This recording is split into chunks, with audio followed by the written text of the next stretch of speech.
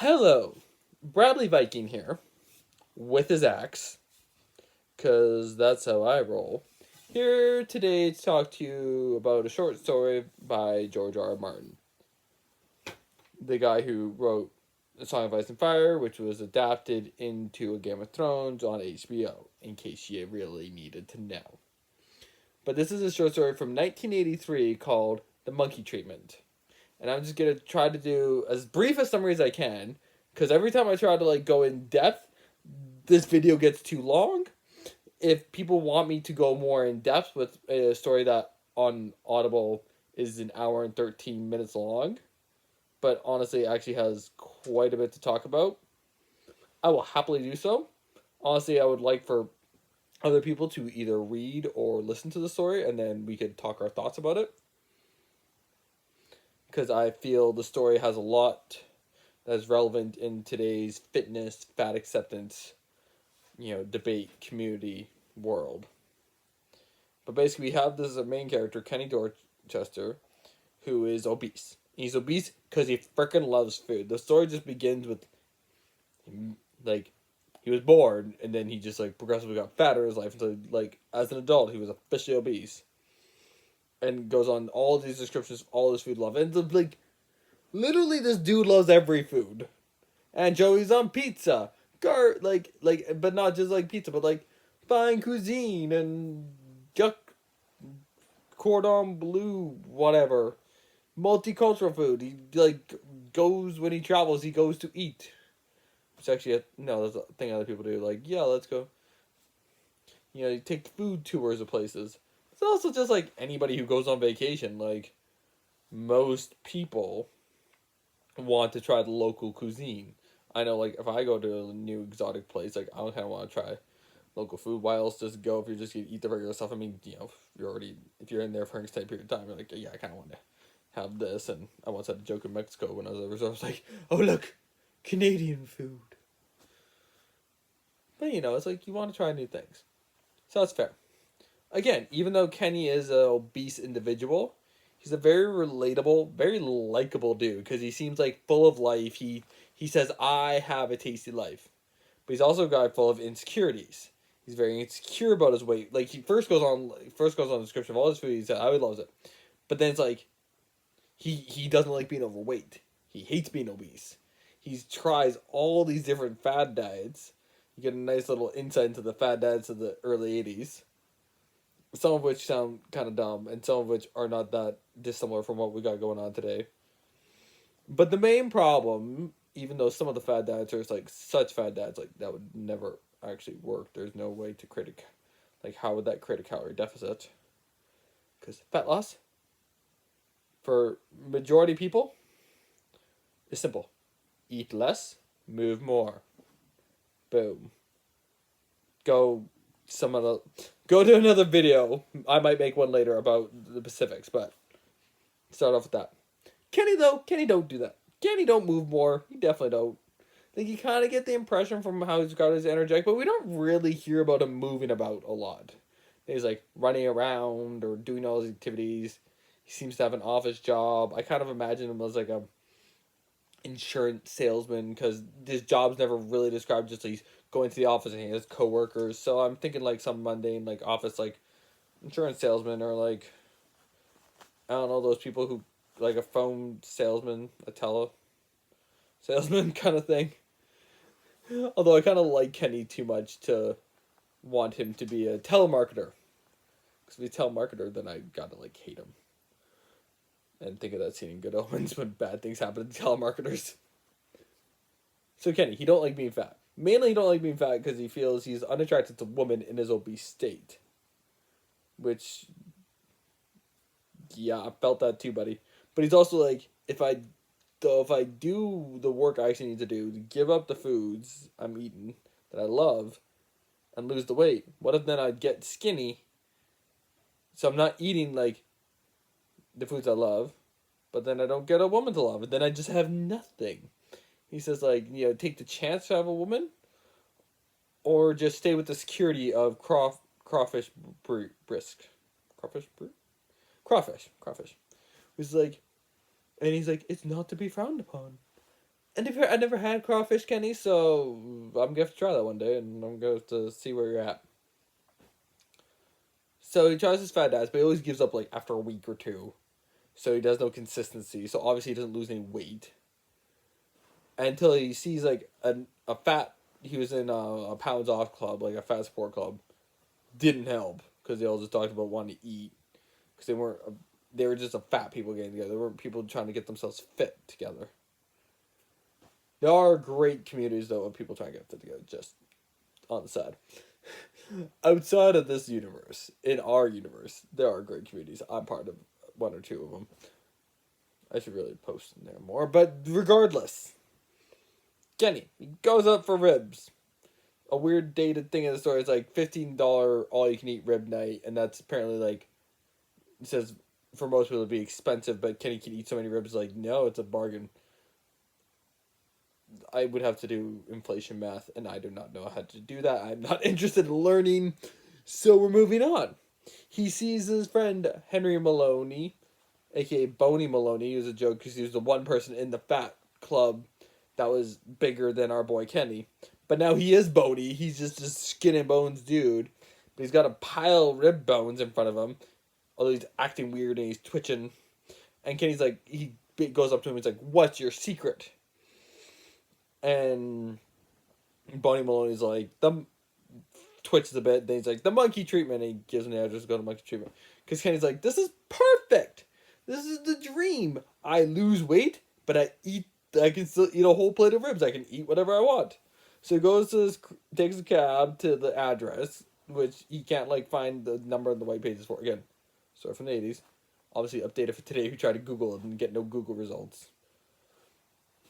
Although it's like, how can you ever get any Google results at all? I don't know. You always get something if it's completely unrelated. So I don't know how we'd update this story for 2020, but anyways, goes to the store. But weirdly, he goes to the facility and behind in the building in this like creepy part of town and like outside is just like a dirty street filled with winos. I think this text describes them as winos or drunks. Same difference.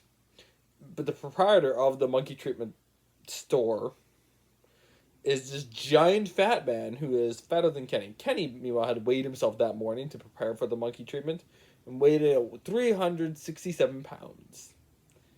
And so that's how big the monkey treatment dude is that's given the monkey treatment because he's bigger than Kenny. And he's just like, oh, fat man, yes, we get too skinny. And Kenny, of course, is like, how the hell is it supposed to work if you're that giant?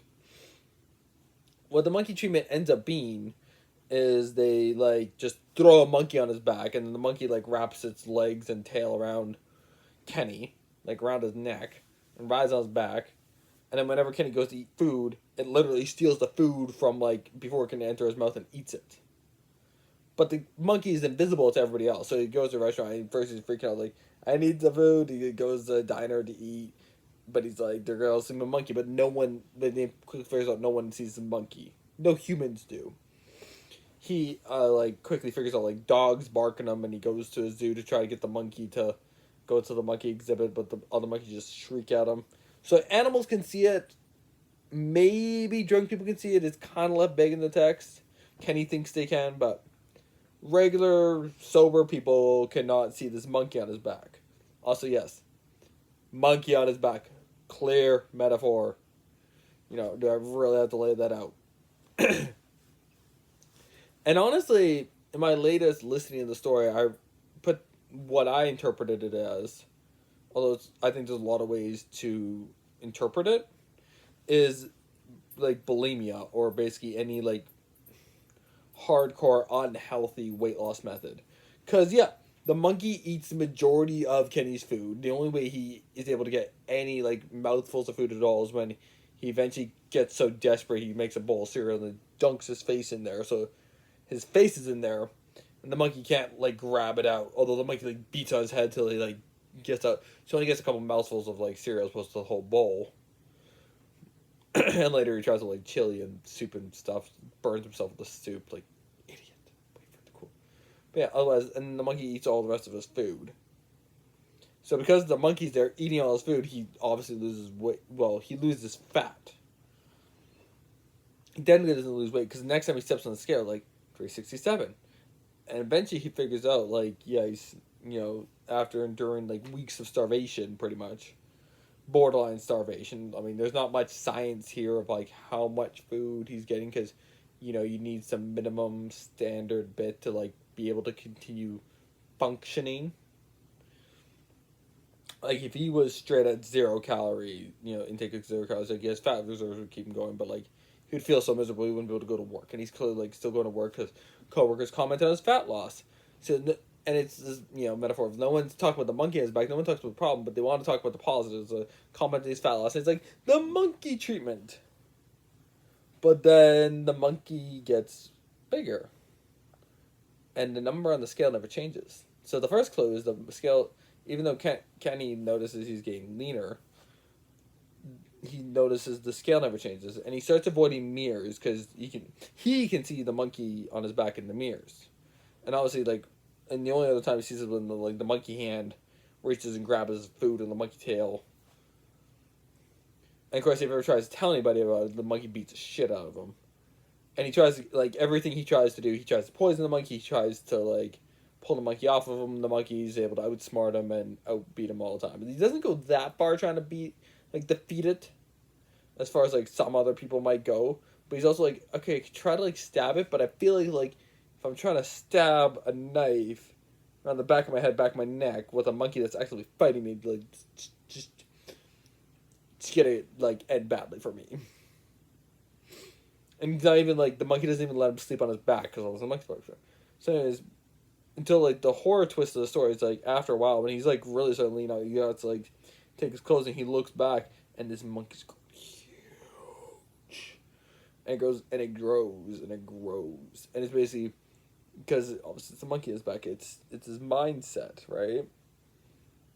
And it's how a lot of people. It's metaphor for both obesity and coming down from it, and addiction, because what is obesity but food addiction anyways?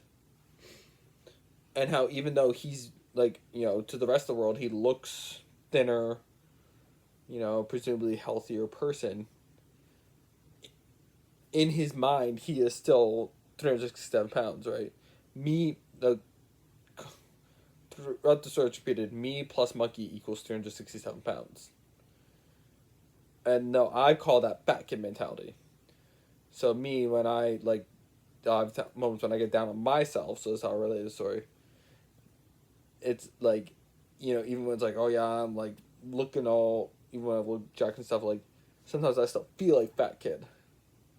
It took a lot for me to be able to do some of the stuff I've done. Basically a lot of the running around shirtless. I probably was more socially acceptable to be running around shirtless, but I have fat kid mentality. That I still felt like the fat kid. And so I can understand why that's a lot to overcome. And even to this day I still struggle with fat kid mentality. Of feeling like the fat kid, because for so long that was a part of my identity. That was the monkey on my back. And the monkey on my back is also I like food. When I freak out and I get stressed, I eat. I eat my feelings. That's a thing I'm probably going to have to deal with the rest of my life. I don't know. I'm kind of just taking it day by day. I don't seek professional help, or maybe I should. People do that, and no shame to them. I mean, yeah, I've had fitness trainers, that kind of professional help, but I'm talking a therapist professional help. And again, you got a problem, get help. Break your leg, you can get help for that. Of course, I'm a stubborn jackass who needs to be half crippled in pain before I even see any sort of medical professional. So I need to follow my own advice more. But yeah, the monkey treatment is a very interesting story. Of this dude whose monkeys, gets a monkey and he steals all his food, and it's just a metaphor for all his issues. And how just his ongoing thing. And it's definitely among many. I think it's a very versatile metaphor. I see in many things, and again, there's only the latest listening I thought, you know what, this sounds like a bulimic person. Both when he meets Boney and The fact that the guy has eaten all these yogurts, but he's so skinny. Like when he meets Bunny Maloney, these guys are looking like wasted, like too skinny. And he's kind of wasted away, and Kenny even knows like, I'll do this monkey treatment, but I won't go as far as Bunny Maloney here, and waste away. But he's wasting away, but he's got bones. Like he's binge eating. Of course, we find, of course, it's really the monkey that's eating it. And the monkey actually grows big enough that when Kenny needs to keep ordering food, even though Kenny's not even like trying to eat the food, barely trying to eat the food anymore, but he needs to keep feeding the monkey. The monkey needs to keep being fed. But that is about as much time as I have. If you want me to keep talking about this story, or maybe if someone wants to have a discussion with it, please let me know. I feel it will be a while before the monkey treatment part 2 comes up because I'm waiting for more public opinion on that. And as my following is pretty small right now, I doubt I will get much. But I always say if I have at least one person who's interested and actively watching me, I will keep talking. I'll see you next time.